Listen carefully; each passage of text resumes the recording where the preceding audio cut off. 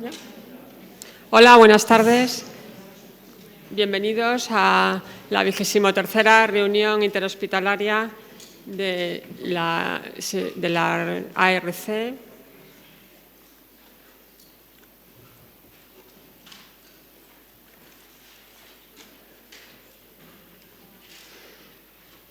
No ha pasado la diapositiva.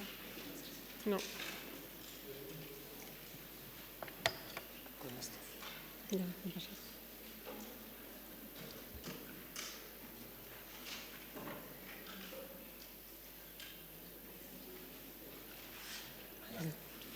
Bueno, hoy nos ocupa el tema del Doppler venoso del doctor Juan Pablo Alejo González. Y antes de nada, recordaros que la próxima reunión será el día 12 de diciembre a cargo de la doctora Manuela Jorquera Moya y es sobre lesiones quísticas del canal raquídeo. Bueno, pues vamos a presentaros esta reunión de hoy. El tema es exploración Doppler venosa del miembro inferior, trucos y puntos claves. Corre a cargo del doctor Juan Pablo Alejo González. Él es adjunto en el Complejo Hospitalario Universitario de Badajoz. Bueno, de Juan solo tengo que decir cosas buenas. Es un hombre que a todo lo que se dedica le pone gran empeño, le pone corazón y le pone inteligencia. Él ha estado mucho tiempo haciendo dirección, gestión. Ahora es el jefe o el director de calidad del Complejo Hospitalario de Badajoz, pero es un excelente radiólogo, además de todo esto, y es jefe de sección de radiología pediátrica del hospital y es un experto ecografista y, sobre todo, domina la técnica Doppler. En esta sesión se han presentado varios casos, uno del Hospital de Mérida, otro de la Princesa, dos del Hospital Príncipe de Asturias, uno del Gregorio Marañón y dos del Hospital Universitario de Badajoz. Quiero daros las gracias a todos los que habéis participado por vuestro esfuerzo y vuestro compromiso con estas sesiones. De todos estos casos se han elegido una comunicación oral del Hospital de Mérida, otra del Hospital de la Princesa, otra del Gregorio Marañón y dos del Complejo Universitario de Badajoz. La banda sonora de esta sesión es La vida de Brian. Es un homenaje a Juan, que sabemos que le encanta. Y nada más, muchas gracias por vuestra asistencia y os dejo con Juan Pablo. Que disfrutéis y que aprendáis.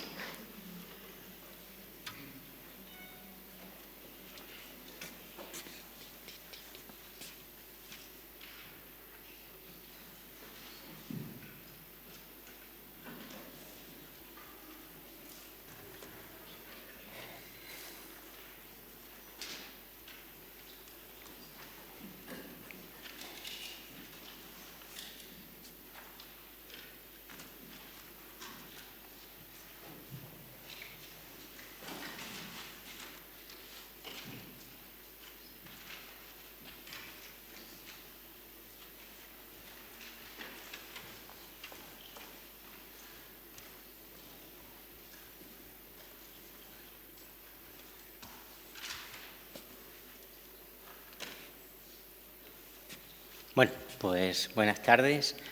Bueno, quería agradecer a la Junta Directiva de la ARC esta invitación a dar esta charla, que no sé si agradecerlo dado el tema, que creo que puede ser un poquito árido, ¿vale? Pero bueno, hay que agradecer evidentemente a la ARC que me haya invitado a dar esta charla.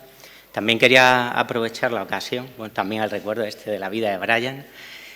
Quería aprovechar también darle las gracias yo creo que aproximadamente a 8 generaciones de residentes de Extremadura, que todos han rotado conmigo. Ellos dicen haber aprendido Doppler conmigo y realmente también ha sido el proceso inverso. Yo creo que mejoré mucho de mi colaboración y de mi estar continuamente dedicado a la docencia durante 8 largos años al Doppler. Por eso puedo dar la charla de hoy. Y por eso también, evidentemente, después de 8 años decidí, como soy un pájaro, no tengo muy buen asiento, decidí cambiar por esta actividad actual que es la radiología pediátrica, ¿vale? ¿Por qué digo que esta charla es un poco árida? Pues, evidentemente, cuando me puse a hacer una revisión de qué material podía haber, di con esta conferencia que había en el colegio, digo, en el Congreso Europeo de Radiología, y decía ya una cosa que muchos de vosotros sabéis, que un buen examen de Doppler de miembros inferiores puede llevar hasta 1 hora. Oh Dios, es una cosa tremenda. Evidentemente necesita una dotación especial de paciencia para realizar un buen Doppler. Por eso debe ser que me colocaron 8 años en esa actividad. Y después, bueno, esos 2 conceptos que todos nos hemos enfrentado. Habitualmente los pacientes a los que le vamos a realizar un Doppler venoso son gente con un tamaño de miembro inferior bastante talludito, y después la famosa controversia de dónde y cómo hacemos el Doppler. Y visto que es un tema árido, pues dije, bueno, pues vamos a intentar hacerlo lo más simple posible. Y dije, bueno, pues vamos a presentar un índice sencillote que seáis capaces de aguantarme durante estos 45 horas que pueda durar. Y dije, pues ahí va un índice muy sencillito. No, pero espero que no hagáis caso de ese índice, porque evidentemente no es mi pretensión. Fijaos, también os pongo ahí este cuadro que he descubierto hace poco, que no es alguien que esté chillando, sino es alguien que está recibiendo chillos. No quiero que me gritéis, pero sí que, como la mayor parte de los que estáis aquí sois residentes, y bueno, los que seamos un poquito mayores, me acuerdo yo que la primera vez que tuve la ocasión de hacer presentaciones con cañones estilo digital, sí que tengo un poco la honra de decir que fue en un congreso de la Asociación de Radiólogos Centro en Mérida en el año 96, y yo fui el primer encargado de empezar a realizar ese tipo de presentación digital. Lo que pasa es que echo en falta de cuando yo era residente, se hacían las exposiciones con doble carro, echo mucha en falta la existencia de en todas las presentaciones esas notas de color que ponían los cuadros o fotografías que no tenían nada que ver con la exposición, y por eso vais a ver a lo largo de la exposición de hoy que voy a recurrir un poquito a esa antigüedad de dar algo de contenido aparte del Doppler venoso, porque creo que, como decía no sé quién lo dijo, pero el que de medicina dice solo saber, ni medicina sabe. Entonces yo creo que tenemos el deber de tener también esa inquietud por descubrir otras cosas diferentes que el Doppler venoso, y por eso también os invito. La mayor parte de los cuadros que veréis hoy son del Museo del Prado, que creo que este año conmemora los 200 años.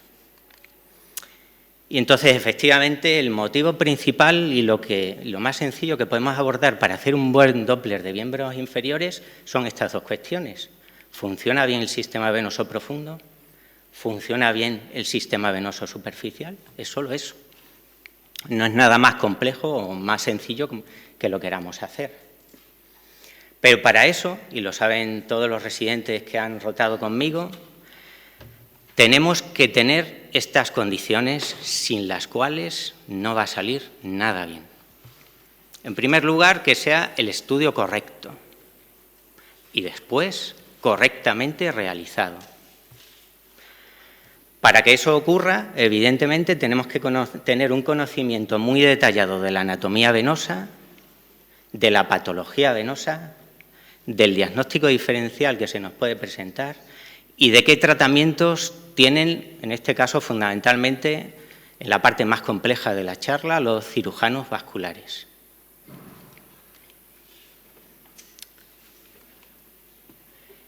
Y bueno, vamos a empezar por cómo hacer el estudio correcto.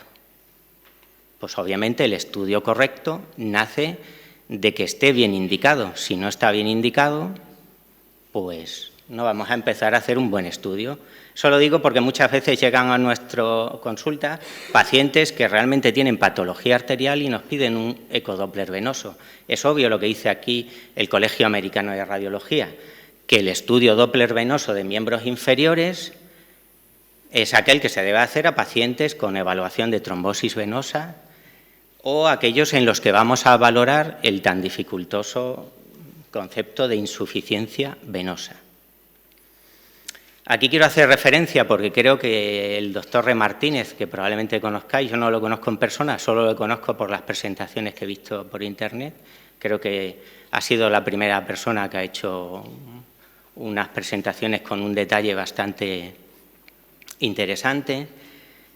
En este caso, el doctor Remartínez sí decía, creo que con un buen criterio, sobre todo para no uno desesperanzarse con la cantidad de estudios de Doppler venoso que nos pueden llegar a solicitar, decía que no estaba indicada la realización de este tipo de estudio en las telangiectasias y en las varices reticulares.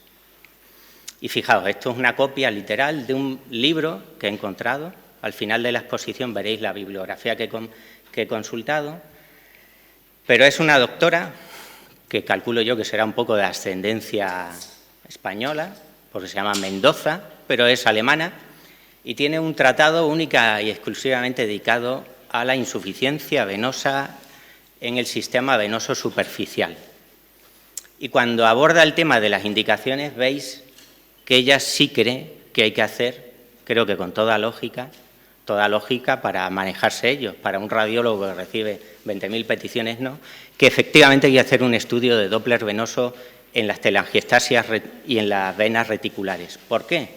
Porque evidentemente es necesario excluir la presencia de insuficiencia en los troncos venosos principales para poder instaurar tratamiento.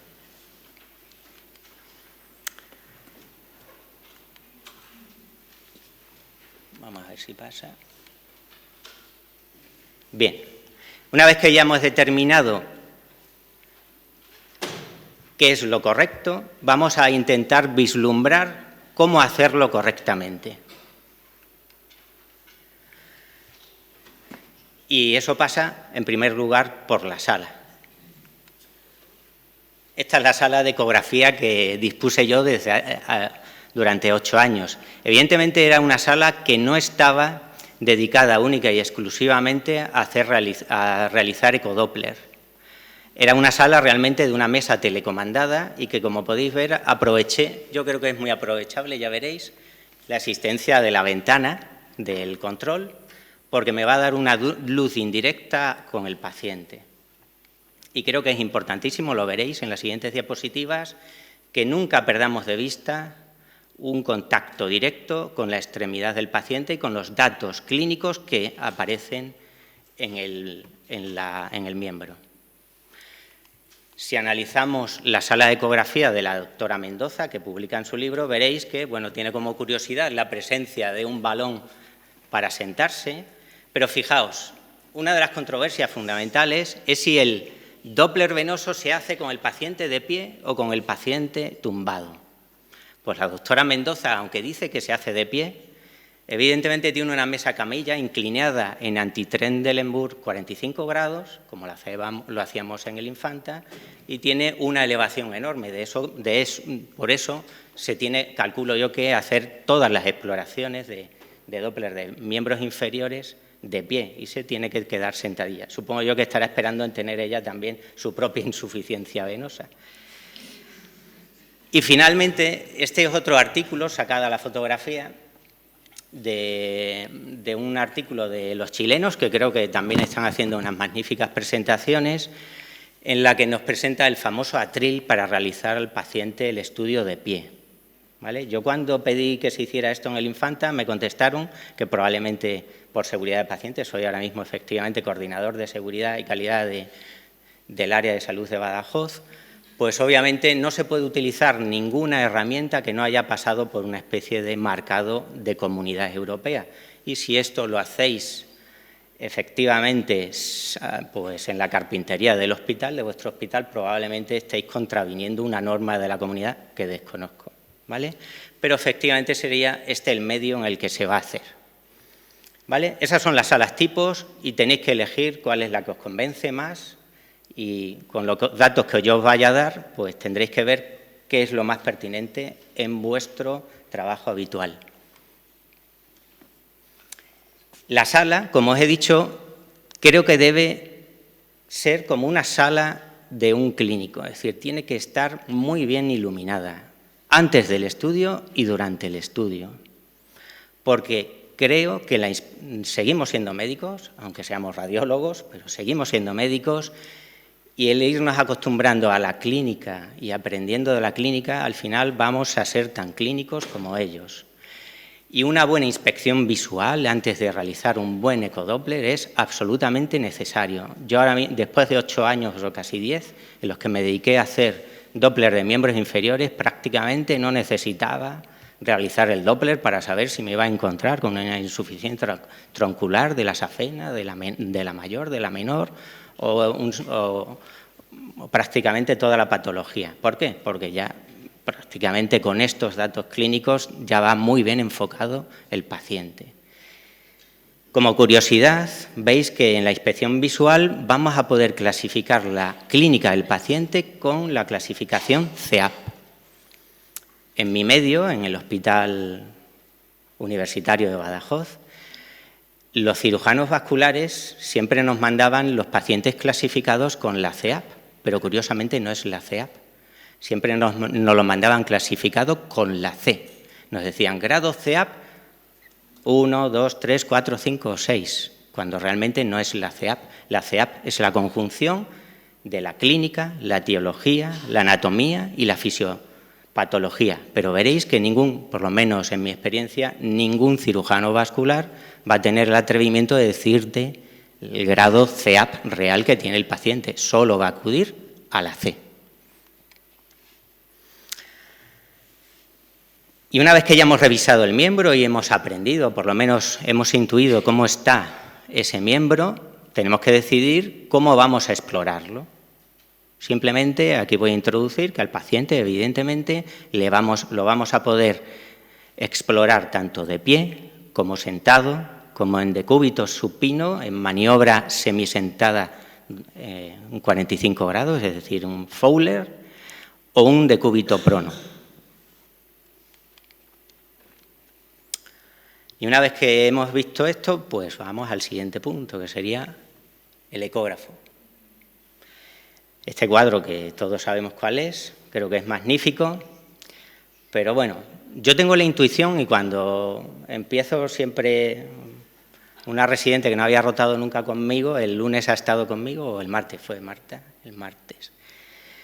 Tengo la intuición de que el ecógrafo, todo el mundo parece pensar que tiene la misma complejidad que un chupete o que una rueca de hilandera. Evidentemente creo que el ecógrafo es un aparato que tiene mucha complejidad y que tenemos que aprender a configurarlo bien. Todos mis residentes saben que tienen prohibido en el Doppler darle al famoso botón de autotuning de que le queda configurado perfectamente como le vea hacer eso, suspenden la rotación. Y entonces, por eso, evidentemente, hay que configurar, antes de hacer bien el ecógrafo, hacer la ecografía, tenemos que tener bien configurado el ecógrafo. Y evidentemente, con estas máximas, tenemos que conseguir la mejor resolución espacial, con la mayor resolución temporal, con la mayor resolución de contraste y con el field of view mayor, fundamentalmente.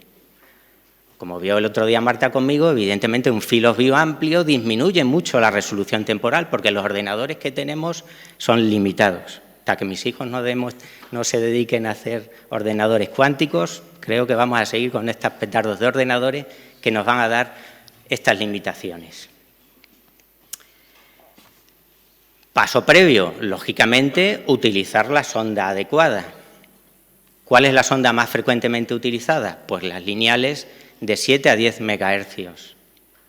Incluso en mi experiencia yo he conseguido con un field of view amplio no necesitar ni en pacientes obesos, prácticamente nunca, he necesitado utilizar sondas convex o curvas. Evidentemente, cuando digo que prácticamente nunca, no quiere decir que no las haya utilizado nunca.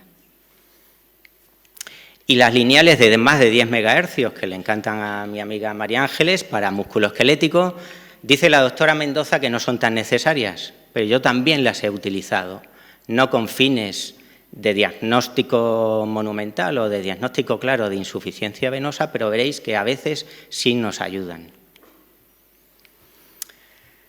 Una vez que hemos elegido la sonda, lo siguiente es ajustar el modo B. Y hablamos ya de la resolución temporal. Como trabajemos con resoluciones temporales que sean con menores de 20 frames por segundo, pues vamos a trabajar de una forma muy incómoda. Tenemos que dejar el ecógrafo configurado, no sé si se verá ahí, con 20, al menos con 20 frames por segundo. Hay que aprovechar que ya tenemos sondas electrónicas para poner el modo trapezoidal, que nos va a aumentar el field of view. Y después, como necesitamos mejorar mucho el contraste, vamos a tener que seleccionar una escala de grises en los predefinidos corta, muy poco ancha, con muy pocos niveles de grises. Y después aquí viene la parte principal. El Doppler venoso es un Doppler para detectar velocidad de bajo flujo. Tenemos que reducirlo. La PRF hasta la menor PRF que podamos. ¿Qué es lo que hago yo? Lo contrario que hacía en arterial. En arterial, evidentemente, no se puede o no se debe jugar con PRFs inadecuadas. Sin embargo, yo me acostumbré a trabajar con PRFs muy bajas que me daban continuamente aliasing. Yo era capaz de analizar todas las gráficas de Doppler venoso con aliasing. Era capaz de identificar reflujos venosos de muy baja intensidad, simplemente porque he trabajado con PRF muy bajo, con curvas a veces muy llenas de aliasing, pero me garantizaba que siempre iba a obtener reflujos de muy baja velocidad. Y, por supuesto, pues lo típico, que el muestreo Doppler sea de menor calibre del vaso y, lógicamente, en las venas tenemos que poner el filtro más bajo. Y aquí no se oye porque se me había olvidado. Pero bueno, estaba intentando poner el sonido. Otra cosa que me llama mucho la atención y que me llamó la atención a mí mismo, porque yo creo que aproximadamente al 5.º año de que derrotaran ya los residentes conmigo, mientras ellos intentaban hacer un poquito el estudio, yo ya estaba haciendo el informe del paciente y ya era capaz de detectar si mi residente estaba haciendo bien el estudio simplemente con el sonido, ¿vale? ¿Por qué? Me había acostumbrado a decir, ahora mismo yo no soy capaz de trabajar sin haber sintonizado bien el sonido. Los ecógrafos tienen 2 altavoces que me indican también el sentido de flujo, es decir, el sentido de flujo no se codifica solo por el color, sino que se codifica también en los altavoces. Y la cantidad de frecuencias que hay en el sonido que sale también es muy bueno para saber si hay un ensanchamiento espectral o no. Y me lo confirma con la onda. Lo que pasa es que en las presentaciones, en los artículos científicos, solo podemos hacer presentaciones con análisis espectral morfológico, pero el sonido creo que es indispensable, o por lo menos para mí lo fue y lo sigue siendo.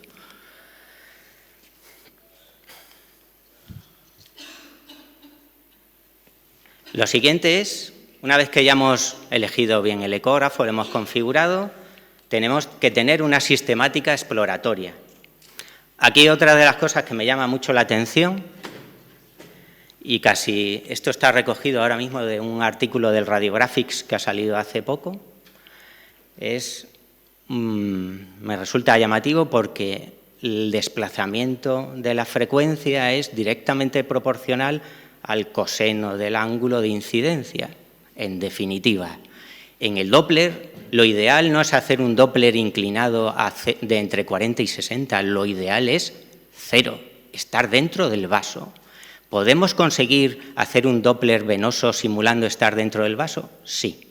En las perforantes es obvio, porque las perforantes tienen un trayecto perpendicular a la sonda y llegan directamente con ángulo 0 hacia nosotros.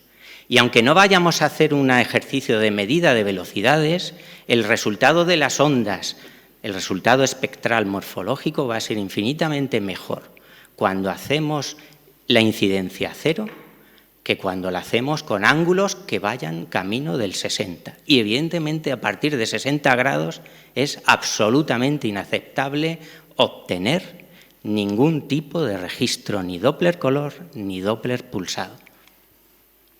Y veis ahí un poco mi técnica. A ver si se mueve, no sé si se moverá. Es decir, en definitiva, podemos inclinarnos tanto en sección transversal como en sección longitudinal con respecto al vaso. Cuando estoy transversal, ahí como estoy con la ingle, de una de mis colaboradoras, al final acabo inclinando los haces de ecografía hacia el vaso. ¿Vale? No sé con qué ángulo, pero sé casi con seguridad que estoy como máximo entre 20 y 30 grados. Porque evidentemente lo que dicen todos los libros, si no me inclino bien, pues voy a tener estos problemas. Es decir, aquí tenéis un resultado de buena inclinación y aquí voy a tener resultados de mala inclinación. En los ángulos de insonación de 90 grados voy a tener resultado 0. Y además voy a tener una ambigüedad en el sentido del flujo que también me van a dificultar mucho la interpretación de los resultados, tanto en Doppler arterial como en Doppler venoso. Una vez que ya hemos situado la sonda y hemos aprendido a inclinarnos, a hacer la maniobra punta tacón, ahora tenemos que aprender a comprimir. Y como veis, pongo ahí dos tipos de compresiones, las de los miembros inferiores gorditos, en la que hay que hacer una aplicación vigorosa, muy fuerte, para eso me viene muy bien mi codo de tenista actual, pero también hay que tener la capacidad de hacer compresiones más suaves. Fijaos, este es mi cuñado, que tiene una safena que, como podéis ver, aunque, bueno, si no os lo queréis porque son fotos pequeñitas, tenía una safena que es inapreciable en cuanto a su aspecto morfológico, la alteración que tiene. Sin embargo, como evidentemente no me dediqué a hacer una compresión vigorosa, veis que aquí, cuando comprimo totalmente, la safena no ha desaparecido. Con estas compresiones no tan vigorosas y tan enérgicas, que es las que tenemos que realizar en la trombosis venosa profunda, estoy diagnosticando un engrosamiento parietal de la safena menor. Y podemos hacer diagnósticos bastante sutiles de síndromes posttrombóticos y esperarnos a que ocurra algo obvio cuando hacemos la exploración Doppler. Y finalmente, pues realizar el examen, que obviamente tiene que ser de arriba abajo y explorando la ingle, la safena mayor, el hueco popliteo y la safena menor. Aquí ya os introduzco dos conceptos, abreviaturas mías. Safena menor sería como el MIP y el MNIP, pues safena menor y safena mayor. Una curiosidad. Yo, después de haber hecho muchísimas safenas, comienzo a intentar ubicarme en la safena, no en la ingle, sino en la rodilla. ¿Vale? Soy capaz de determinar cuál es el trayecto de la rodilla y saber que lo que me encuentro en la unión safenofemoral cuando he hecho el trayecto desde la rodilla hacia la ingle, no al revés. Al revés podéis acabar con un buen cacao maravilla.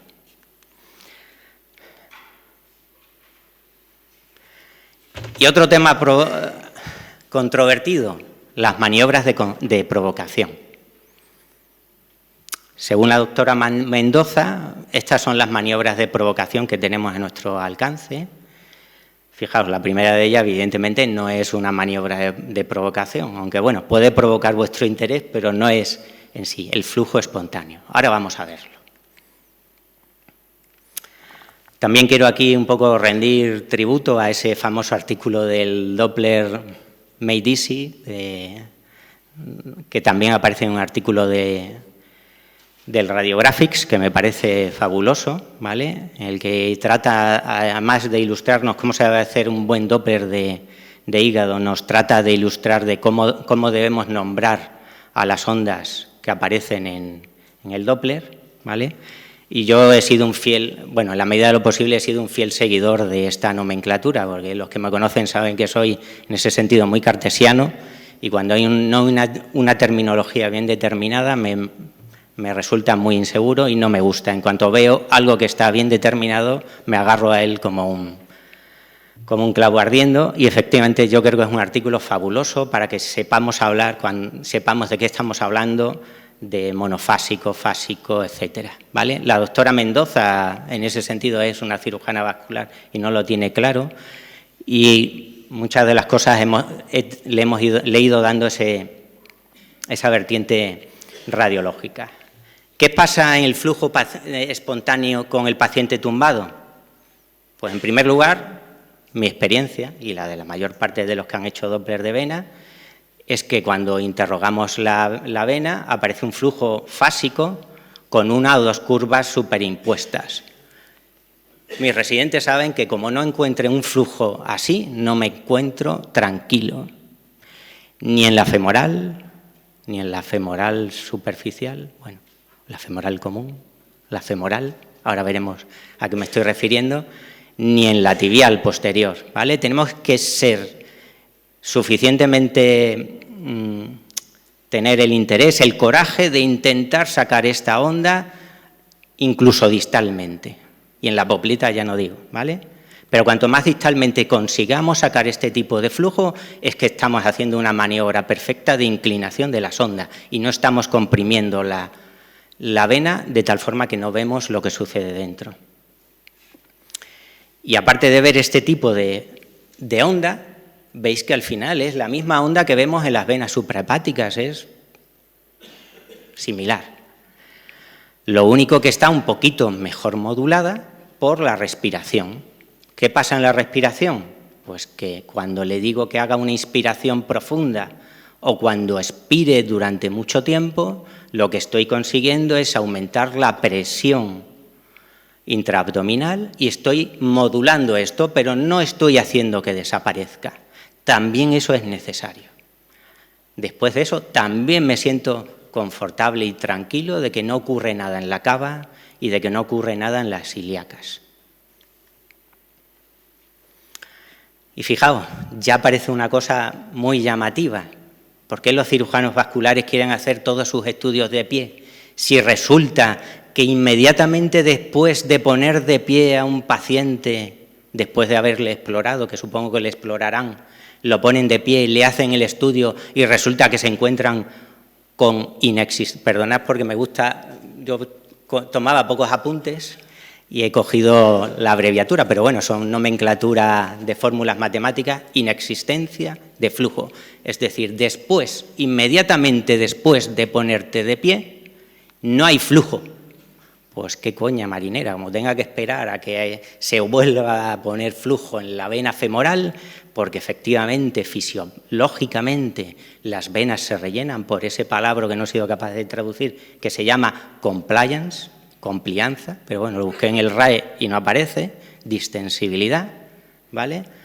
Pues no sé qué sentido tiene hacer estos estudios de pie. Sí, que es más fisiológico, lógicamente. ¿Cuál es la maniobra que utilizamos más? Pues la de Valsalva. ¿Qué hace el Valsalva? Aumentar la presión abdominal. Y cuando aumenta la presión abdominal, ¿qué le puede pasar a la onda Doppler, al flujo venoso? Pues que se interrumpe el flujo o que se puede llegar a invertir durante un segundo. Evidentemente, si ya tenemos reflujo, pues aparece lo que aparece en estas gráficas. Mayor reflujo si tengo dos válvulas incompetentes y menor reflujo si tengo una. Una proporción matemática muy sencilla de entender. Pero como dice la doctora Mendoza, es una maniobra que es difícil de hacer a los ancianos y a los niños. Por eso lo he puesto ahí un poquito en qué he hecho yo en mi práctica habitual con niños y personas que no me colaboraban. Les apretaba yo la barriga y me salía perfectamente un Valsalva simulado, sin ninguna dificultad. Pero eso no lo he publicado todavía, con lo cual lo tengo que poner ahí. La siguiente maniobra es la de squeeze, de los ingleses, la expresión. También os lo pongo entre comillas porque es la 10ª acepción del diccionario de la Real Academia de la Lengua. Exprimir algo, su sustantivo es expresión, ¿vale? Y simplemente, ¿qué es una expresión? Pues, como su propio nombre indica, comprimir, pero soltar rápidamente la musculatura de la pantorrilla. Lo podemos aplicar, y a mí es una cosa que me ha llamado la atención, pero no está estandarizado. Efectivamente, se puede aplicar al muslo y al pie, pero no lo he visto aplicar. Yo sí lo he ido aplicando porque me parecía una maniobra obvia. Al final consiste en aumentar la presión en un territorio venoso y ver cómo responde. El problema de esta maniobra es que faltan manos. Depende del tamaño de la mano.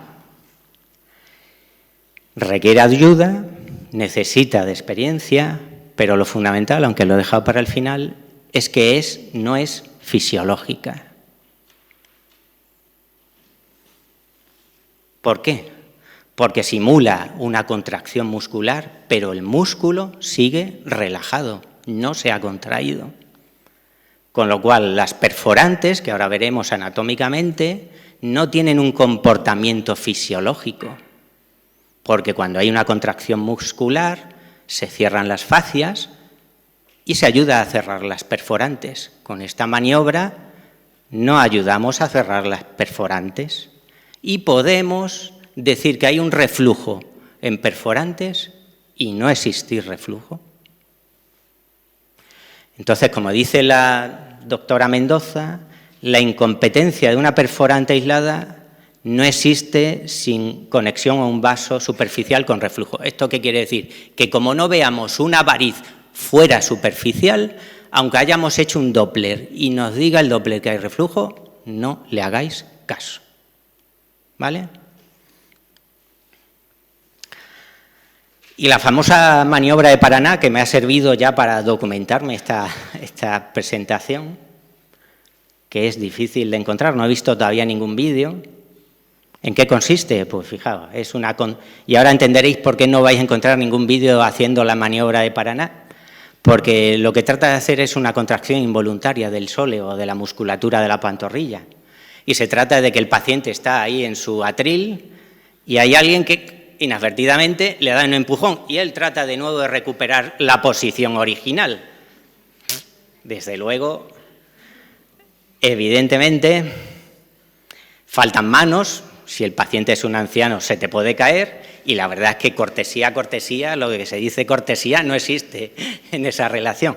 Entonces yo, la maniobra de Paraná, la verdad es que no sé si me atrevería a hacerla mucho, y menos a un paciente, ya lo digo ahora ya sin este dote de humor. Evidentemente, uno de los conceptos que tenemos y que la mejor agencia mundial de calidad visualiza las caídas en hospitales, es un control de calidad. Obviamente yo no voy a ser el que empeore los registros de calidad en mi hospital dándole empujones a pacientes ancianos. Esta otra maniobra yo creo que sí es más sencilla de realizar y que al fin y al cabo lo que trata de realizar es esa maniobra de contracción de la pantorrilla. Es la maniobra de Wunstorff, que consiste en hacer una flexión del dedo gordo y estirarlo. Y veis que en cuanto se deja de hacer eso, al elevar el dedo gordo hay un aumento del flujo inmediato.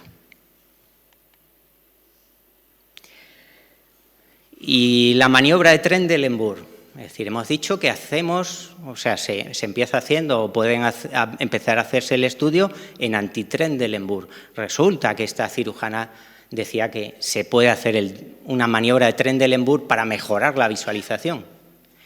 Vuelta a ser un poco contradictorio. ¿Por qué? Porque realmente, es decir, fijaos, el concepto es que comienzo haciendo el estudio de pie, resulta que en los primeros instantes no encuentro flujo, tengo que esperar a que haya una compliance, a que se rellene todo el sistema venoso, adquiera una presión suficiente para que empiece de nuevo a haber retorno venoso. Y encima voy a tener que esperar más porque resulta que en algún tipo de paciente especial, al ponerlo de pie, un reflujo que estaba viendo en posición semisentada, es decir, en anti-Trendelenburg, ese reflujo dejo de verlo y te quedas extrañado y dices, no, es que hay ahí, como dice la doctora Mendoza, una recirculación, es un sistema muy bien drenado y tengo que esperar un poquito más, pero como no voy a esperar un poquito más, lo vuelvo a tumbar le quito todo el relleno vascular y ahora lo pongo de pie. Espero los 15 segundos y ahora ya hago la interrogación en el sistema venoso superficial. Desde luego, efectivamente, ya sabemos por qué se demoran los estudios hasta 1 hora, que espero que no sea lo que dure yo en la presentación. Evidentemente, es complejo, ¿vale? Pero bueno, ahí lo dejo y vosotros sois libres de elegir lo que queráis. Una vez que hemos revisado qué maniobras tenemos para explorar bien el sistema venoso, tenemos que ser conscientes, igual que tenemos muchísimo detalle desconocido hasta hace unos cuantos años en el sistema musculoesquelético, pues en la anatomía venosa también tiene sus peculiaridades y sus detalles. En primer lugar, por la terminología. Eso de capilares, vénulas, bueno, pues ahí os lo tengo, os lo indico. Son tributarias pequeñas, aquellas que son mayores de 3 milímetros. Lo único que tenemos que ser conscientes es que no tenemos que, los que me conocen saben que tengo muy mala memoria, lo que sí sé es que todos los sitios donde tengo que acudir para que la memoria me rebrote, pero bueno, esto me libró de aprenderme, Dios me libre, toda esa nomenclatura de personajes vanidosos como los que podemos tener aquí a nuestro alrededor, que querían ponerle nombres a todas sus venas, a todas sus perforantes. Gracias a Dios, en el sistema venoso superficial más pequeñito no ha habido nadie con la vanidad suficiente de ponerle nombre a cada vena o vénula. Y en cuanto al resto de venas, pues resulta que sí hemos tenido la suerte de que se han reunido internacionalmente y han tomado decisiones de cómo llamar a los vasos. Es importante porque si no podemos tener errores. Lo que sí os digo, que efectivamente a mí sí, yo aunque sea un fiel seguidor de la terminología estándar, aquí he de confesar un pequeño pecado, que no lo sigo al pie de la letra. ¿Por qué? Fijaos, la femoral, que no sé cuál es el concepto que tendréis de femoral, resulta que es la femoral común, aquella que es el siguiente segmento después de la ilíaca externa. Antes para todos nosotros eso era la femoral. Y resulta que estos señores muy sesudos han decidido que la femoral superficial de toda la vida se va a llamar femoral. ¿Por qué? Porque resulta que cuando veían un informe ecográfico en el que se decía que estaba trombosada la vena femoral superficial, la gente daba por descontado que se había trombosado el sistema venoso superficial. Digo, bueno, pues nada, para deshacer ese entuerto han decidido a nivel internacional cambiar. Yo no soy capaz todavía de seguirlo, ¿vale? Para mí la femoral es la femoral común y la femoral superficial es la femoral superficial. Sin embargo, evidentemente, sí he adaptado esta otra. Es decir, me resulta muy cómodo. ¿Para qué demonios voy a tener que hablar de todas las venas musculares? Si con una es suficiente. Venas musculares.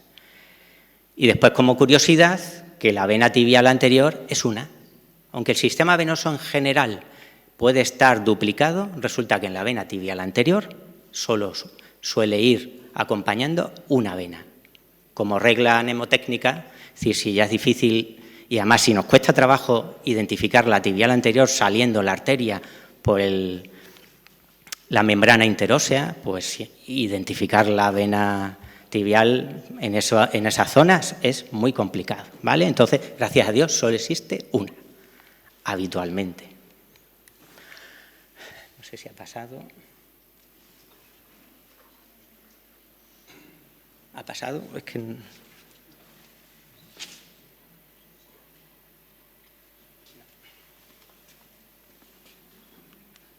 Ahora sí. En cuanto al sistema venoso superficial, pues debemos dejar la terminología de safena interna y safena externa, que curiosamente ayer estuve revisando informes de algunos de nuestros cirujanos vasculares y se siguen refiriendo a safena interna e internacionalmente solo está aceptado safena mayor. Y después, algo que es muy llamativo, es decir, las venas accesorias de la safena mayor, que existen 3, pero yo habitualmente siempre solo he visto de forma muy común las accesorias anteriores y la accesoria posterior. Accesoria posterior, que a veces se unía con la de Giacomini, originando una arcada que también tenía un nombre propio que gracias a Dios se me ha olvidado. Y bueno, y en cuanto a la safena corta o menor, pues es safena menor.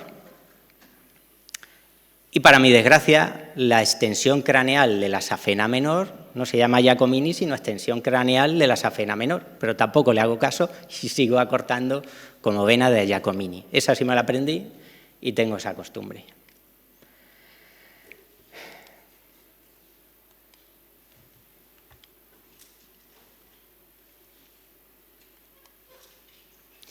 Y finalmente, las tributarias. Antes teníamos las de Hunter, las de Dodd, las de Cocket. Y estos señores, también muy sesudos, a los que hay que agradecerles, dijeron, nombres ninguno. Hay que localizar por coordenadas donde vemos las perforantes. Punto y final. Un buen informe Doppler es aquel que localiza mediante coordenadas anatómicas donde hemos visto la perforante. ¿Vale?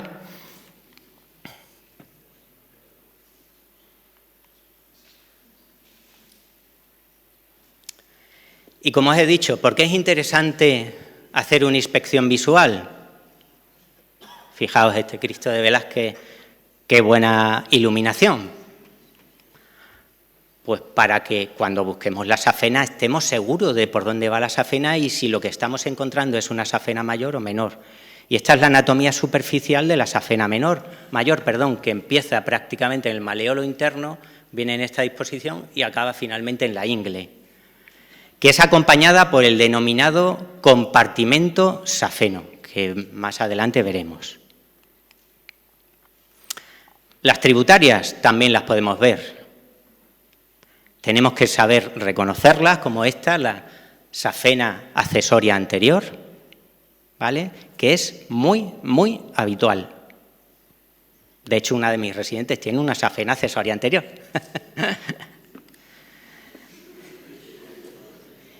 Y finalmente, la anatomía superficial de la safena menor, que veis que llega hasta la pantorrilla, y el compartimento safeno acompañante con su extensión craneal, que se iría acompañando a la vena de Giacomini.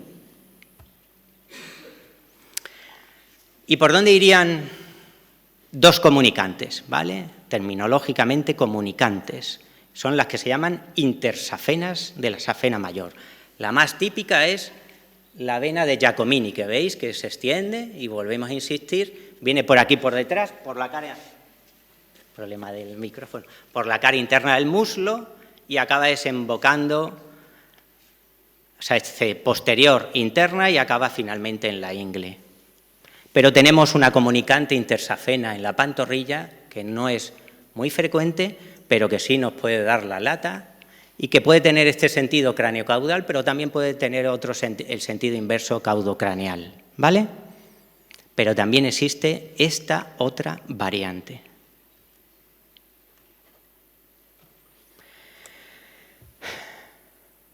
¿Y cómo aparecen las venas en los ultrasonidos? Pues tenemos que repasar la histología.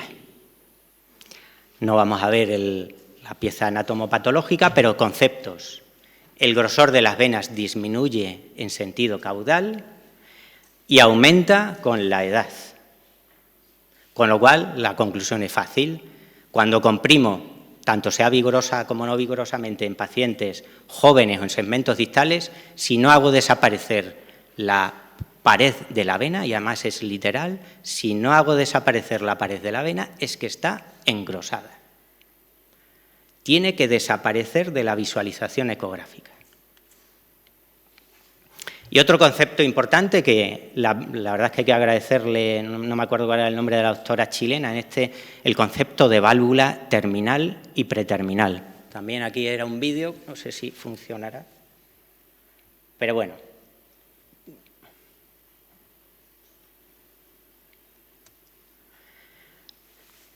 Hay una válvula terminal en el 80%, en el 88% de las ocasiones y casi en el 90% de una válvula preterminal. Son válvulas situadas aquí y válvulas situadas aquí. Entre 0 y 1 centímetros la terminal y entre 1 y 5 entre 1 y 8 centímetros incluso, pero bueno, evidentemente es mucho, entre 4 y 8, perdón, la preterminal. Son dos válvulas importantísimas para la clasificación ulterior de Hasch, que ahora después veremos qué es eso de la clasificación de Hasch. Reflexionar sobre la anatomía fascial, el famoso compartimento. Tenemos que saber que efectivamente la fascia muscular se divide en dos y nos cubre las venas, el compartimento safeno, que es este que veis aquí, y que da el famoso ojo, no aparece, un momentillo, el famoso ojo egipcio, ¿vale?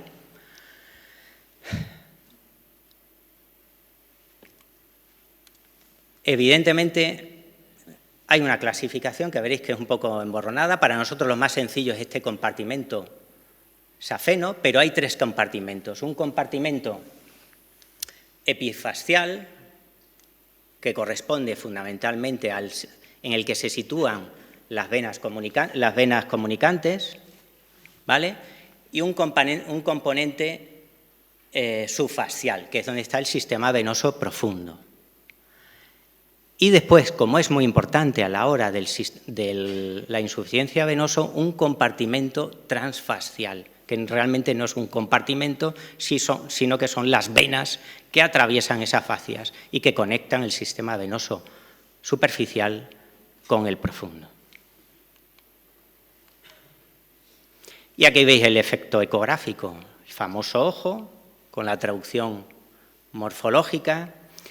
Aparte de ver las cejas pintadas arriba y abajo en el compartimento safeno, tenéis que ver que habitualmente acompañando a ese ojo hay como 2 pequeñas pestañas que son los ligamentos safenos, que son los que nos van a indicar realmente si ese es un compartimento safeno o no. Y una vez que hemos visto cómo se ve esta correlación anatómica histológica, nos vamos a meter de lleno en la unión safenofemoral.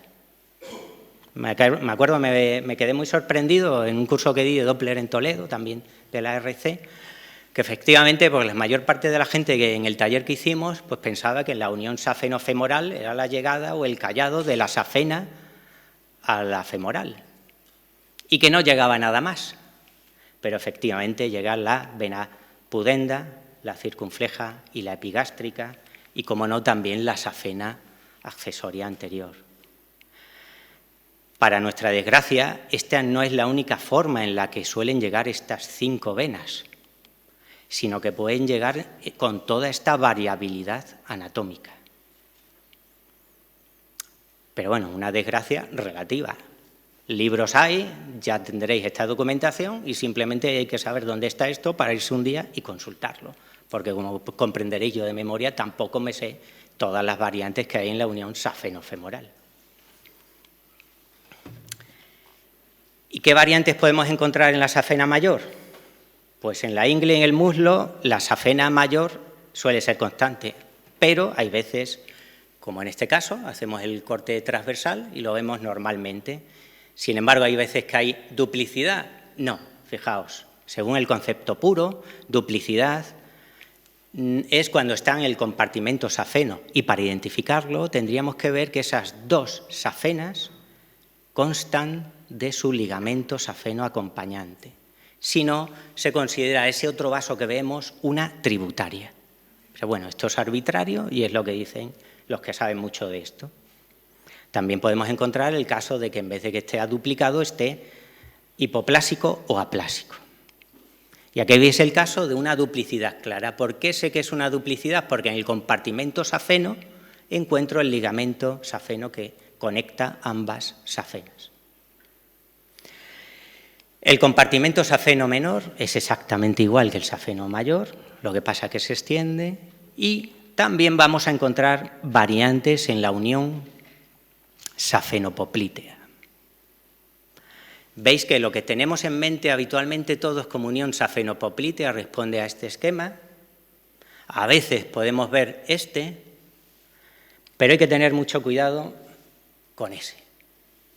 Ese muchas veces vamos a confundirlo con una extensión craneal de la safena mayor, de la safena menor, perdón, un Giacomini, ¿vale? Pero no es una extensión craneal de la safena menor, es una variante de la unión safeno-poplítea.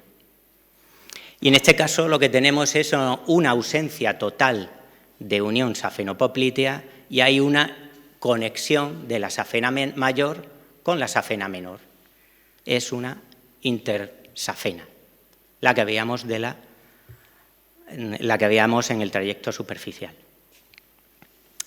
Y aquí tenéis variedades reales de la safena de la extensión craneal, que yo sigo llamándole Giacomini, que es así como aparecería, o en algunos casos, efectivamente, sin unión safeno-poplítea, se puede unir a la safena mayor, ¿veis? Lo que me dice que es un Giacomini es su unión a la safena mayor o con una extensión glútea hacia arriba.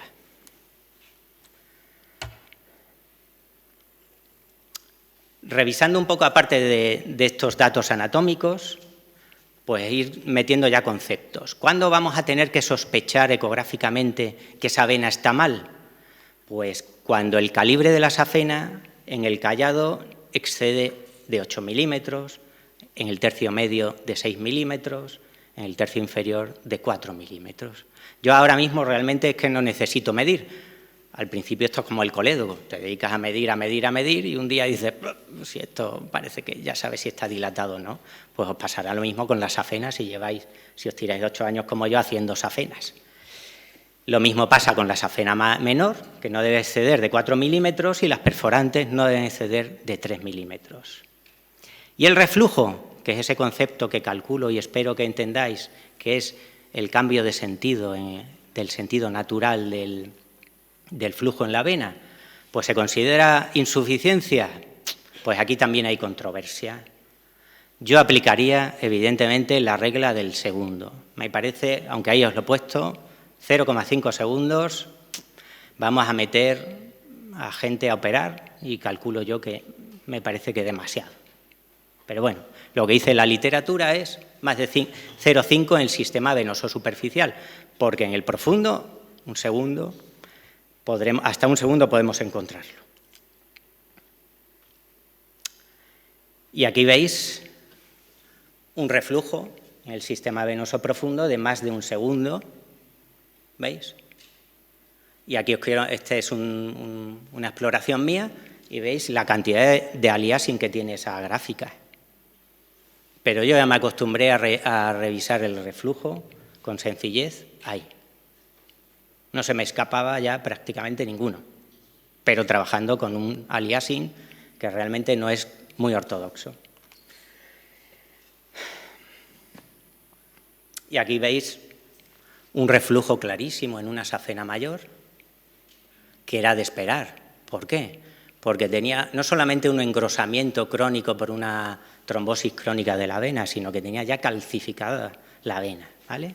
Y era de esperar encontrar un reflujo de este tamaño, lo veis aquí. Otra vez de nuevo me encuentro con un aliasing en la gráfica, pero yo no tengo ninguna dificultad en saber que ese es mi reflujo. Y no necesito para medir que eso dura más de 0,5, vamos, dura casi 2 segundos. Porque algo que se me ha olvidado deciros, igual que también insisto en el Doppler arterial a mis residentes, que tienen que analizar la onda Doppler con una velocidad de rastreo lo mayor posible, la velocidad de rastreo en el Doppler venoso debe ser lo menor posible. Rastreo Doppler, ¿vale? Si alguien tiene duda de qué es eso del rastreo, ya se lo explicaría particularmente. Y finalmente una cosa que a mí me ha sucedido bastante frecuentemente, que no se dice en la literatura y que quería compartir un poco con vosotros, es que cuando se hace el Valsalva y hasta que se cierra y hay ese reflujo, realmente en la unión safenofemoral, en esa zona ahí donde hay una válvula, no solamente hay reflujo, sino que hay un flujo súper turbulento. Y una cosa que sí ocurre, y lo que pasa es que no lo he registrado, es cierto, es en la vena poplítea he encontrado muy frecuentemente un flujo helicoidal. Este no es un caso real de una vena poplitea, es un caso tomado del Radiographics, en el que se hace también un estudio de flujo helicoidal en la vena porta. Y yo creo que se produce el mismo fenómeno. Tenéis que tener cuidado con esto para no confundirlo con reflujo real, ¿vale? El flujo helicoidal nos puede dar un problema a la hora de identificar como un posible reflujo el sistema venoso profundo. Este no creo que sea tanto, pero también al principio, cuando uno empieza a hacer este tipo de exploraciones, le resulta chocante.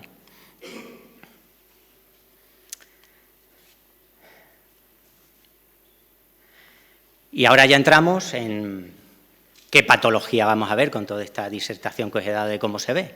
Pues obviamente tenemos las clásicas de trombosis del sistema venoso profundo, superficial, e insuficiencia venosa del superficial y del profundo. ¿Cuánto me quedaría?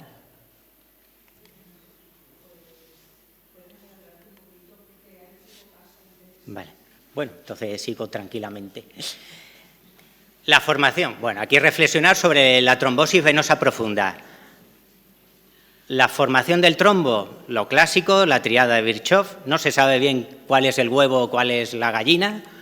Evidentemente se sabe que la asociación de daño endotelial, hipercoagulabilidad y estasis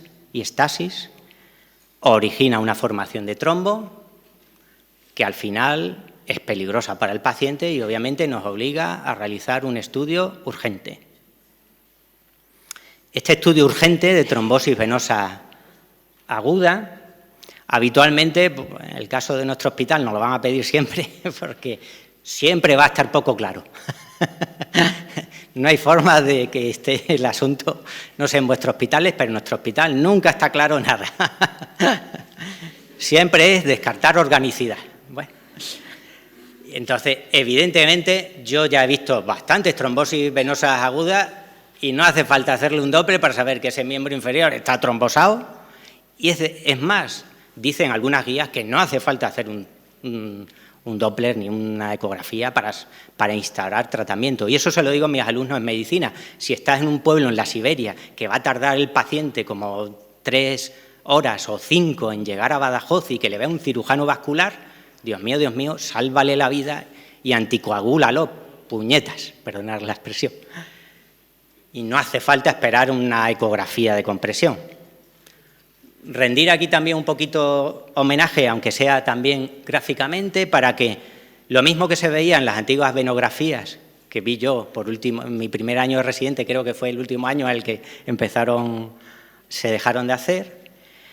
Y mientras llega esta cosa que los americanos nos van a meter, seguro, he visto, es la primera vez que veo una venografía por resonancia que me haya convencido, porque hasta la fecha las venografías por resonancia son una auténtica, bueno, no lo voy a calificar, pero bueno, creo que habrá un momento en el que si tenéis gente que no se fíe de nosotros, pues acabarán pidiéndonos resonancias urgentes y los americanos habrán hecho un estudio sesudo para documentar que es mejor hacer una resonancia con venografía para ver el trombo, porque mientras tanto, lo bueno de la ecografía es que diagnosticar una trombosis venosa aguda es sencilla, como dice el doctor Rey Martínez, ahí tenéis lo que aparece en modo B, que lo sabemos todos, creo yo, y también, con buen criterio, dice que el Doppler lo único que sirve es para reafirmarnos en nuestro diagnóstico, pero no solamente debe ser algo para reafirmarnos en nuestro diagnóstico,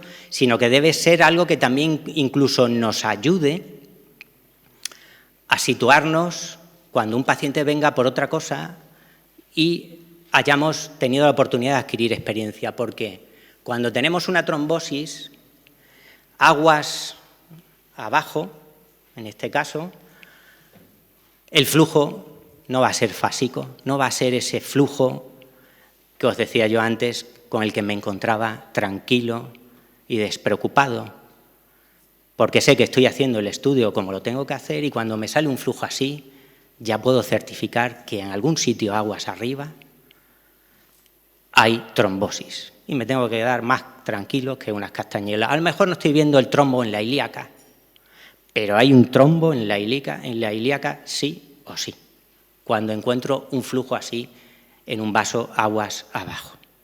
¿Vale? ¿Y qué errores puedo cometer? Pues obviamente los de comprimir muy vigorosamente y no saber que efectivamente, bueno, lo de comprimir en modo sagital ya serían un error, sino algo peor que un error, pero hay veces que comprimir en horizontal con respecto al vaso, pues obviamente puede ser porque el paciente está muy obeso, porque hay mucha edema, porque haya poca distensibilidad de las venas, porque esté muy profundo. También aquí he de deciros que evidentemente las sondas son sondas multifrecuencia. Y cuando se dice que es onda multifrecuencia, quiere decir que tengo un botoncito en el ecógrafo, no en la rueca de la hilandera, sino en el ecógrafo, que me va a poder permitir elegir hasta 2 o 3 megahercios, en algunos casos, con la sonda. Y voy a poder llegar a ver. Y eso se hace tanto en el modo B como en el modo Doppler. La frecuencia de rastreo, la frecuencia del Doppler también es importante para obtener registros a una profundidad considerable.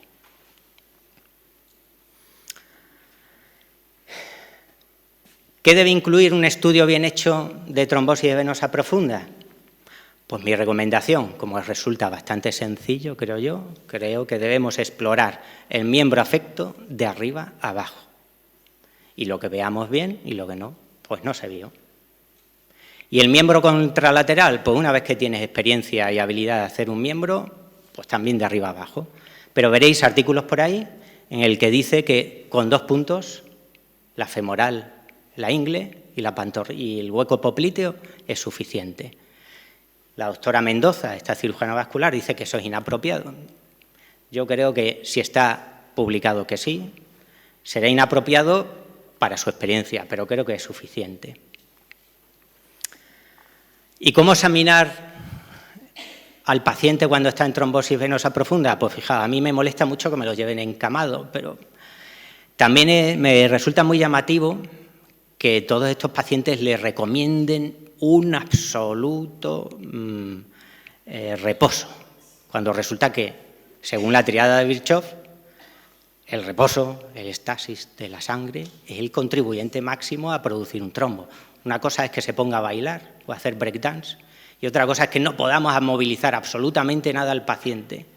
Pero como culturalmente se ha hecho siempre esto así, pues probablemente creo que nos vamos a seguir enfrentando a que el paciente no vamos a movilizarle absolutamente nada y no nos hemos puesto a reflexionar si eso es pertinente o no. Hacer un examen de trombosis venosa profunda en cama con un colchón de muelles es infinitamente más incómodo y menos diagnóstico que hacerlo sobre una tabla más firme como la de nuestras mesas de exploración. Después, otra cosa que parece muy ridícula, pero es importante, el cómo pone el paciente el miembro inferior. La rotación externa, ligera, es indispensable. Si no rotáis y dejamos el pie derecho, no vais a ver bien ni vais a comprimir bien la vena femoral contra el fémur.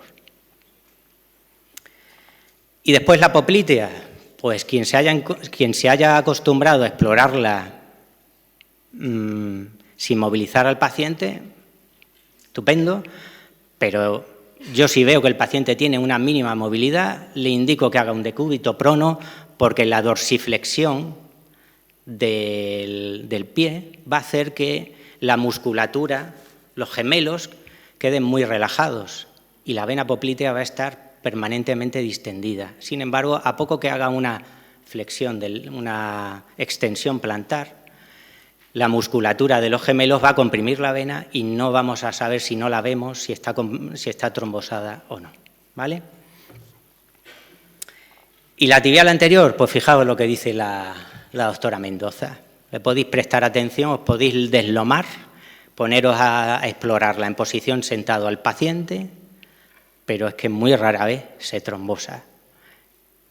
Y evidentemente las tibiales posteriores sí se trombosan, pero es muy cómodo examinarlas tumbados a los pacientes. ¿Trombosis del sistema venoso superficial?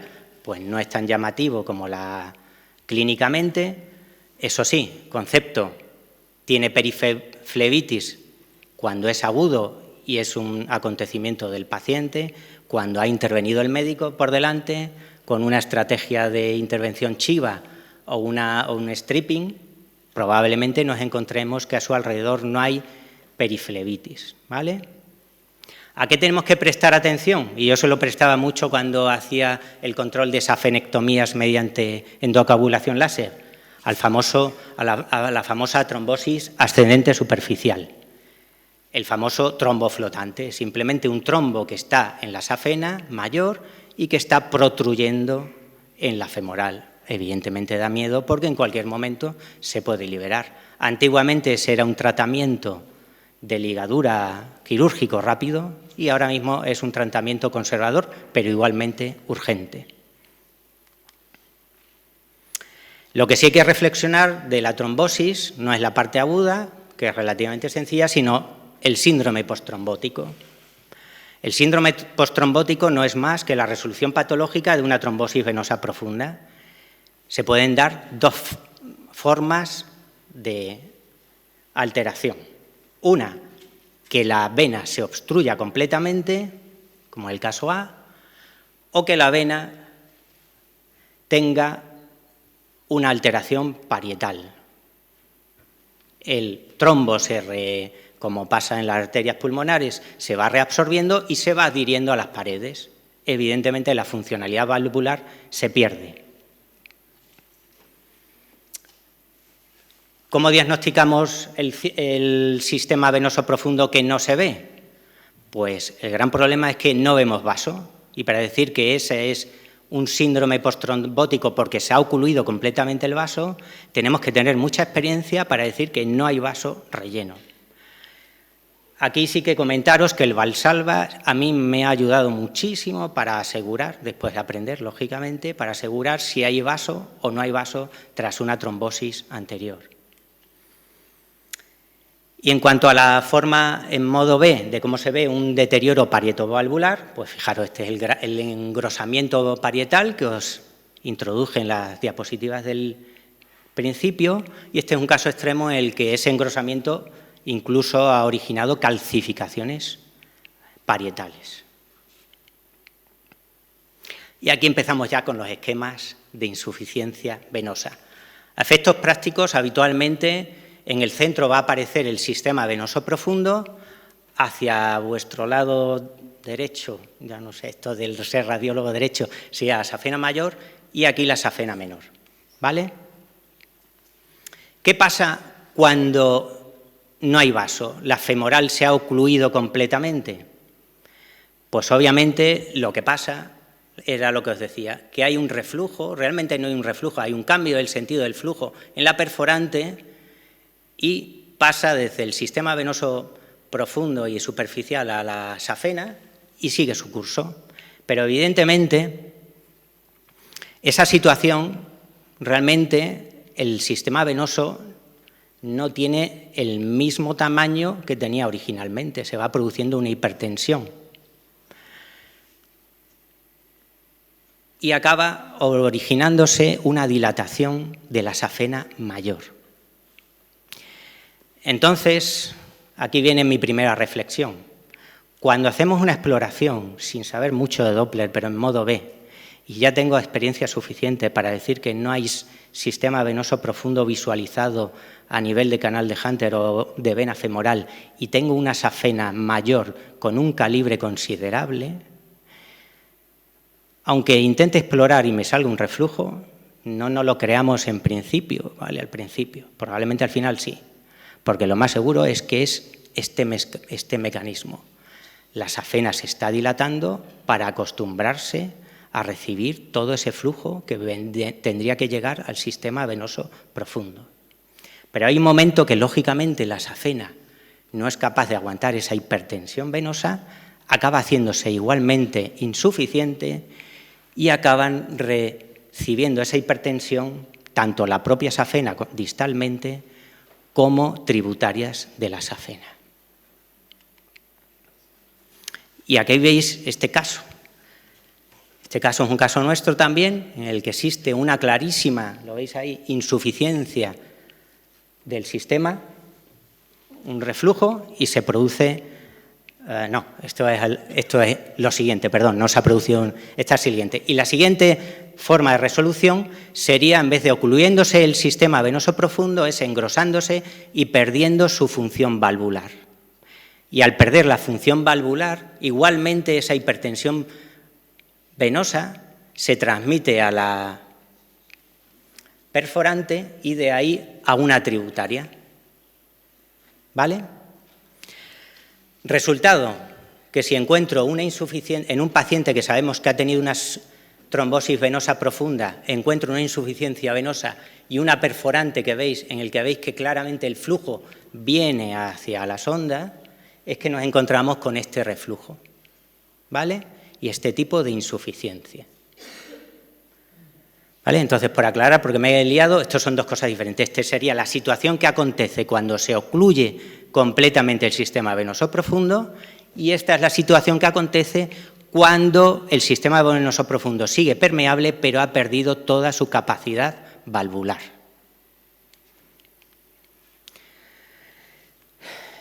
Y bueno, finalmente entramos en el proceloso mundo de la insuficiencia venosa. Conceptos. Pues que esto también me llama mucho la atención. El sistema venoso hay un retorno por vis atergo, que es la presión sistólica, vis afronte por la disminución de la presión intratorácica por la respiración, por la expresión muscular, simplemente por movernos, pero me llama la atención que esto que os he puesto no aparece en los libros. La diástole cardíaca, la verdad es que no conozco a ningún muerto que tenga un buen retorno venoso. Entonces, calculo yo que sin diástole cardíaca no hay retorno venoso, ¿vale? Después el concepto este que ya os he introducido de la compliance, es decir, las venas se pueden dilatar, se adaptan a la cantidad de sangre que sea conveniente si se está de pie o tumbado. Y después otro concepto que es que el sentido circulatorio normal es siempre craneal.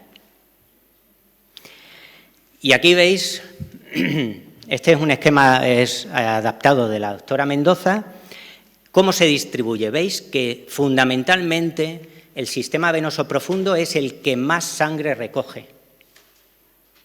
Y que cuando hay una hipertensión venosa, quiere decir que realmente el sistema venoso profundo no es capaz de encargarse de eso.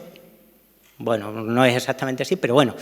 Y al final acaban rellenándose con tanta cantidad de sangre, tanto las venas epifasciales como los troncos safenos. Y se produce lo que veréis en la literatura, así lo refiere un cirujano vascular de aquí de Toledo, no sé si hay alguien de aquí de Toledo, del complejo hospitalario de Toledo, que evidentemente calculo yo que será él quien haga los Doppler, que es el doctor Foncuberta, y él le llama shunt, ¿vale? La doctora Mendoza, creo que lo hace con muy buen tino, dice que no se le puede llamar ni se le debe llamar shunt, se le debe llamar recirculación, ¿vale? Y veréis que es el término que yo utilizo. Conceptos hemodinámicos que se traducen rápidamente al Doppler: reflujo, flujo contrario al sentido craneal. Punto de fuga, es ese sitio donde se produce el reflujo. Punto de reentrada, pues donde ese cambio de flujo se recoge. Y este sería el mecanismo. Y aquí viene algo que sí que me ha servido esta charla para clarificarlo. No lo tenía claro, he de confesarlo, pero existen dos clasificaciones de insuficiencia. La de Hast y la de Franceschi, ¿vale? No sé cuál es la que utilizarán en vuestros hospitales. En mis hospitales calculo que no utilizarán ninguna. ¿Vale? Pero evidentemente os tenéis que poner de acuerdo con los cirujanos vasculares para saber con cuál de estas dos clasificaciones se encuentran confortables. Vamos a verlas. Hast, pues dice, esto que hemos visto, concepto de fuente de reflujo, sección 1, sección 2, tributarias varicosas, incompetente, sección 3, perforantes hacia el sistema venoso profundo. Y después deja ahí una 4 que dice, sección 4, sistema venoso profundo, y fijaos lo que os digo, lo que os subrayo, perdón, que cuando nos ponemos a estudiar o a revisar no nos damos cuenta de la trascendencia. No incompetente. No incompetente. Es decir, ¿para qué demonios nos vamos a poner a explorar una safena si están mis cirujanos utilizando HAST? Resulta que tengo una femoral incompetente. Ya va a servir de poco el estudio, porque efectivamente no van a tomar ninguna decisión quirúrgica. No se puede hacer nada medianamente decente para mejorar la hipertensión venosa si tengo un sistema venoso profundo incompetente. ¿Vale? Y ahora, para liarla, como esto queda todo reflejado, pues, ¿cómo dice HAST que se clasifica esto? Pues por esos conceptos anatómicos que veíamos. ¿Válvula terminal funciona bien? Incompetencia incompleta. ¿Válvula terminal trabaja mal? Incompetencia completa. Y eso lo puedo ver tanto en el eje, en la unión safeno-poplítea como en la safeno-femoral. ¿Y qué pasa cuando realmente la terminal trabaja bien? Pues le llaman esto incompleta. Y ahora vamos a verla esquemáticamente, porque yo creo que en esquema se ve mejor. Esta es la incompleta de la safena mayor. ¿Qué podemos detectar habitualmente en nuestra práctica cuando no tenemos mucha experiencia? Pues tenemos que prestarle atención a la pélvica, ¿vale? ¿Y esto de dónde surge? Pues cuando pensábamos que la unión safeno-femoral era solo una unión de una vena y vemos que el resultado es que vienen ya hasta 5 venas diferentes, pues me puedo encontrar una válvula terminal funcionando bien, pero realmente la señora tener un reflujo enorme, porque habitualmente son señoras, que proceden de epigástricas, pudendas o circunflejas superficiales, ¿vale? También las podemos tener perforantes de la propia safena menor y de alguna tributaria, pero en mi experiencia la que tenéis que buscar aquí con más ahínco, porque habitualmente se producen después del embarazo, hay un esquema ahí súper complejo de las conexiones de la pelvis, del periné femenino, con todo el complejo venoso alrededor del muslo, que es simplemente muy ilustrativo para que sepáis que tenéis que buscar, aunque veáis una válvula terminal competente, os podéis encontrar con un reflujo en la safena mayor, producto de eso, ¿vale? Y en la safena menor, pues igual, puede venir también desde cranealmente, desde el origen pélvico, hasta la propia safena mayor o por una perforante. Y la otra clasificación, la de Franceschi, pues bueno, conceptualmente es una clasificación hemodinámica. Divide el sistema venoso superficial en 2 subsistemas, safenos y tributarias. Habla de red. ¿Por qué habla de red? Porque es una terminología francesa, Rousseau, y establece la R1, la R2, la R3, y también se me ha olvidado la R4, que también es R4. Otro concepto que tampoco es difícil de entender, que el flujo siempre va de R mayor a R menor. Y fijaos, una vena varicosa significa que existe recirculación. ¿Para qué se ha originado esta clasificación? Bueno, aquí vemos anatómicamente cómo aparecen. La R1, sistema venoso profundo.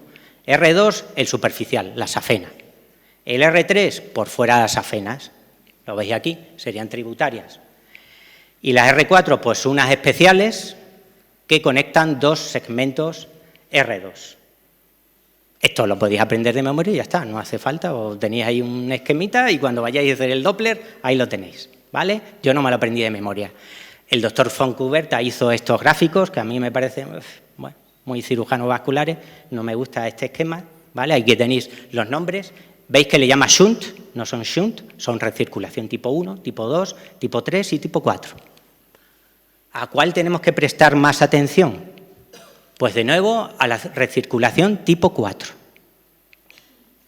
que sería la de origen pélvico de Hasch, sin más, ni de safena mayor, incompetencia incompleta, yo qué sé, eso que se me olvidará dentro de un mes.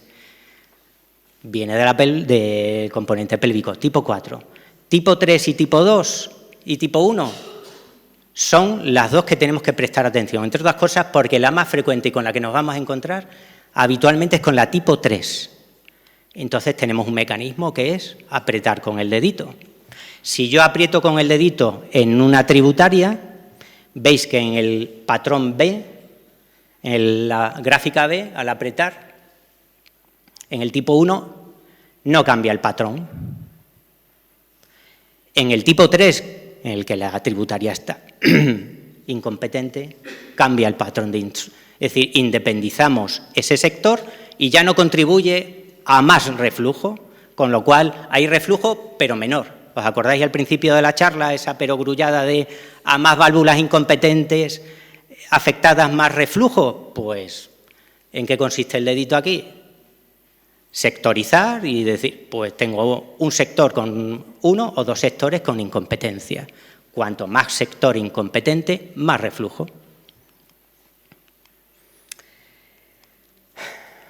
Y bueno, tranquilos que ya voy acabando. Volver a reflexionar sobre los modos de exploración, pero aquí ya sí para la insuficiencia venosa, ¿vale? Es decir, yo creo que está meridianamente claro que se hace mejor un estudio tumbado para la trombosis, pero ¿qué hacemos con esta insuficiencia? Bueno, de pie a mí me resulta inasumible a día de hoy, tal y como tengo la espalda, la gente que está aquí joven probablemente sí, ¿vale? Pero fijaos, he hecho una búsqueda bibliográfica, pues no me he quedado contento con solo mi experiencia, y sí que hay un artículo que dice que hay una diferencia significativa de usar en Antitrendelenburg frente a de pie. Ha cambiado en en un 3% de casos ha cambiado la conducta terapéutica. Una cosa impresionante. Bueno, quiero decir, lo estoy diciendo con ironía, cada uno de vosotros identificar si podéis asumir una posibilidad de equivocación en un 3% de vuestros pacientes, para hacerlo tumbado o de pie. Veo que los cirujanos vasculares no lo asumen. Yo, en mi modestia, creo que sí lo voy a asumir por mi espalda, porque hacer un examen de pie de insuficiencia venosa me resulta bastante complicado hacer. Y finalmente reflexionar para que contextualicemos todo esto que hemos ido viendo, qué tipos de tratamiento hay. Aunque esto es un poco antiguo, fijaros, el grado de recomendación de tratamientos quirúrgicos, cuando se hizo esta revisión, la cura chiva, que era la cirugía ambulatoria, realmente la clasificación de Franceschi se ha hecho para la intervención chiva. No estaba todavía documentado. Esto es un artículo del 2013. Pero es que peor que eso, es decir, ya estaba bien documentado que la ablación intravenosa tenía un grado de recomendación C.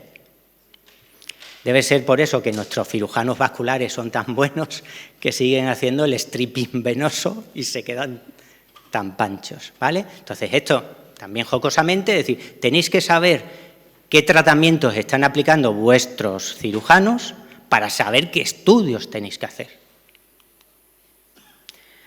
Porque el que más se hace en nuestro medio, en el área de Badajoz, es una safenectomía que consiste en quitarnos eso, simple y llanamente.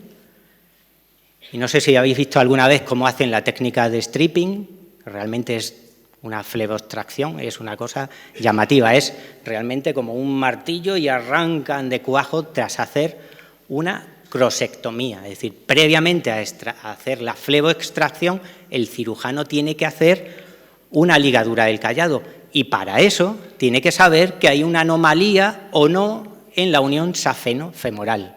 Por eso sí es interesante quedar de acuerdo con ellos para saber si les interesa saber si la safena llega en el sitio correcto o no.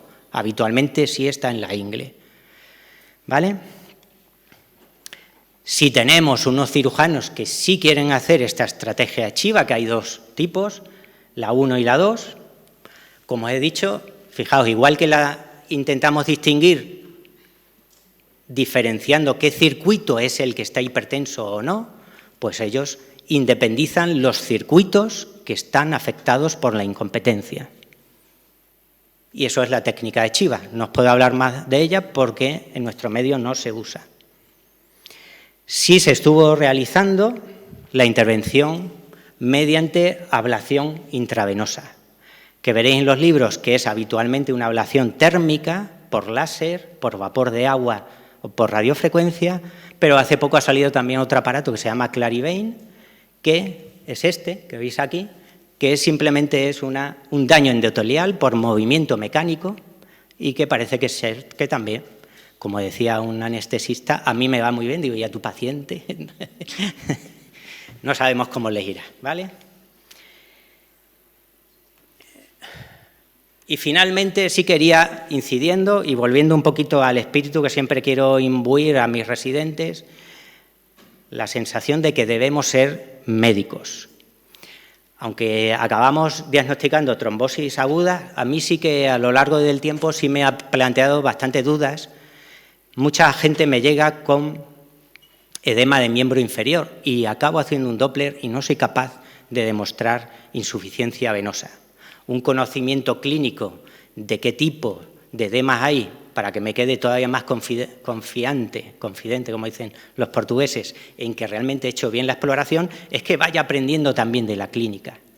Y entonces tengo que aprender a distinguir el edema flevedema o venoso, es decir, el grado 3 de CEAP, que conduce a este tipo de edema, lo tengo que distinguir del linfedema.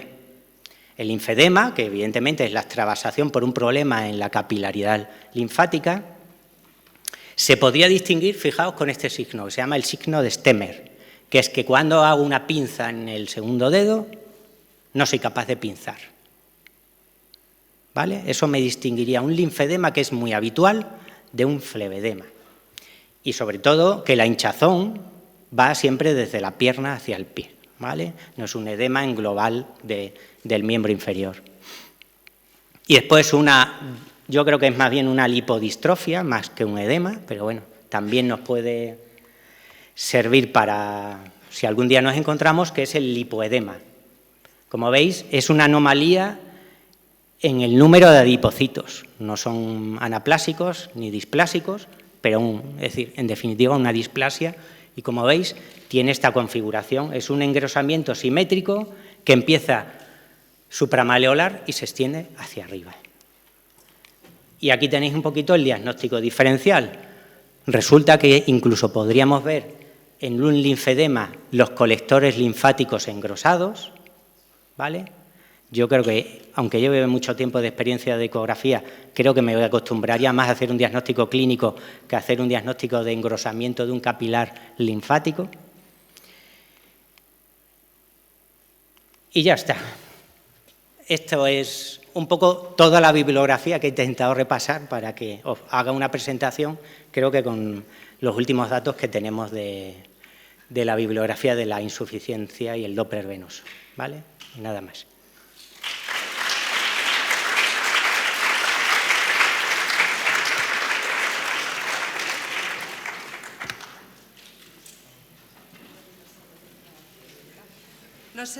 No sé si alguno queréis hacer alguna pregunta.